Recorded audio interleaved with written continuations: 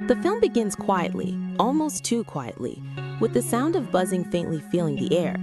At first, it feels like nothing out of the ordinary, just another summer evening where cicadas cry in the background. But the sound keeps growing, louder and heavier, until it doesn't feel natural anymore. The camera moves through a suburban street where people are minding their business, watering plants, drinking coffee, walking their dogs. No one realizes what is about to happen. A man sitting lazily on his porch hears the strange noise and laughs, saying it must just be the bugs. He waves his hand as a fat insect crawls across the railing. Suddenly, the bug leaps with unnatural force, latching onto his face. His laughter turns into screams, muffled and sharp as blood sprays from his neck. The cicada rips into his flesh, and within seconds, the man is motionless. The calm neighborhood erupts with chaos. Screams echo from across the street as more cicadas swarm in, dozens of them, their wings slicing the air like blades. A woman runs for her car, but the creatures slam into her, knocking her down, tearing into her arms. The camera doesn't cut away, showing the swarm covering her entire body until she's gone. In just minutes, the peaceful street has turned into a massacre site. The sound of sirens takes over as police cars rush in, their lights flashing red and blue against the chaos. Officers step out, trying to calm people and fire their weapons. One officer raises his gun and shoots a cicada right in the chest, but instead of dying, the insect screeches and keeps coming, tearing his arm open before dragging him away. Another officer empties his magazine at a group of them, but it's useless. The swarm is overwhelming. Bodies are left scattered across the road. Amid the confusion, the film introduces the characters who will become our survivors. Kim, a strong and determined woman with sharp instincts, pulls a shotgun from the back of her truck and blasts one insect clean in half. Ethan, a former soldier who clearly knows how to handle himself, drags a child away from the carnage and takes charge of getting people to safety. And then there's Frank, a local conspiracy theorist who has been warning everyone about something like this for years. He carries old rifles and rants about the government being behind everything. Together they push through the chaos and run into an abandoned warehouse. Inside, the group barricades the doors with crates and steel pipes. The buzzing outside grows louder as shadows of cicadas press against the broken windows. Everyone catches their breath, the camera focusing on terrified faces, and the sound of distant screams echoing through the city. Frank insists that this isn't natural, that these creatures have been genetically altered, maybe by military experiments or chemical leaks. Kim brushes him off, saying they need a real plan, not theories. Ethan checks his rifle and says if they stay put, they'll die because the swarm will find a way in eventually. They turn on an old television in the warehouse and catch a shaky emergency broadcast.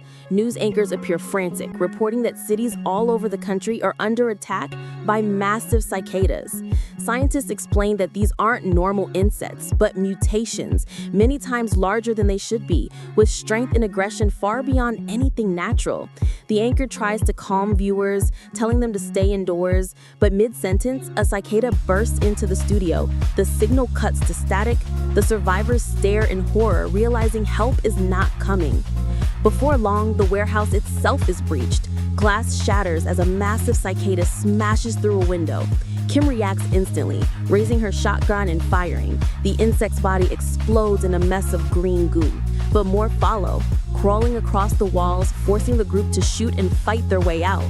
Furniture is overturned, screams fill the room, and the survivors are forced to abandon their barricade. They run through the back door into the streets where the city has already descended into an apocalyptic war zone.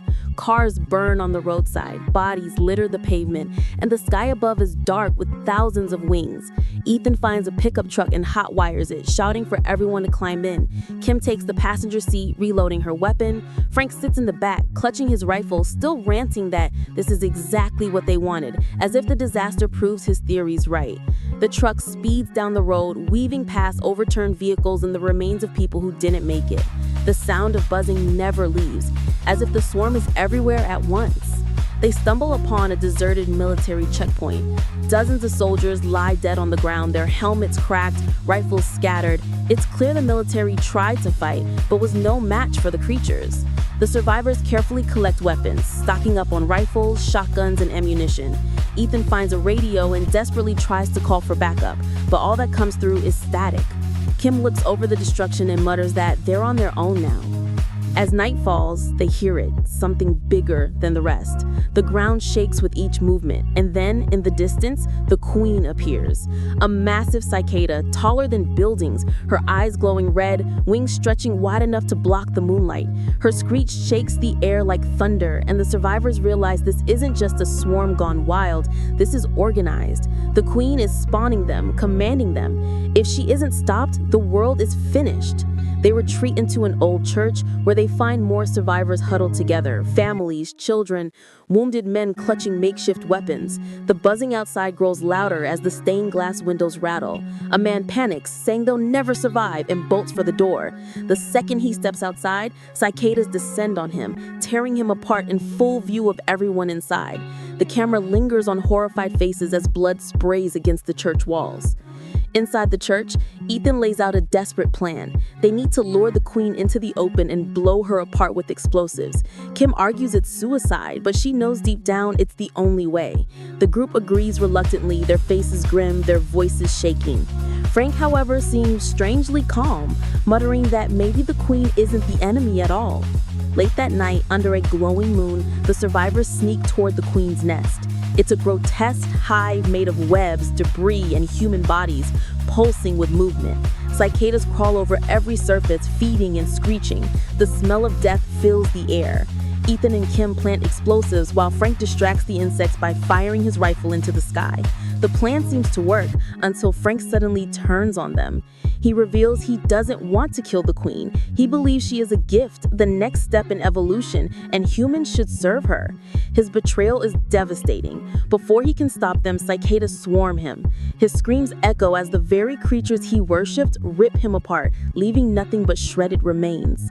With their distraction gone, the swarm closes in on Kim and Ethan. Gunfire erupts, bullets tearing through wings and bodies, but more keep coming. Ethan fights ferociously, covering Kim as she frantically resets the explosives Frank sabotaged.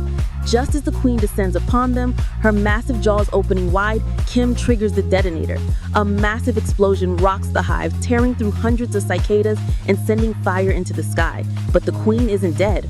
Wounded, enraged, she lets out a roar that shakes the earth. The swarm grows even thicker, blotting out the stars as they dive at the survivors. Buildings crumble, flames rise, and the city falls deeper into ruin. Ethan realizes the only way to end it is to sacrifice himself. With no hesitation, he straps grenades to his chest, looks Kim in the eyes, and tells her to run. Then he charges straight at the queen. In a blinding flash, he detonates the grenades, ripping through her skull. The queen collapses in a pile of burning wings and shattered limbs. The swarm falters, confused and leaderless, and slowly falls from the sky. At dawn, the city is quiet for the first time. Smoke rises from ruins, survivors crawl out of hiding, their faces covered in ash and blood. Kim stands among them, looking at the destroyed skyline. She breathes heavily, realizing they've survived, but at a devastating cost. Then, just as silence settles, the camera pans down into the ground where faint buzzing begins again. Cicadas are still live, waiting to return. The screen cuts to black.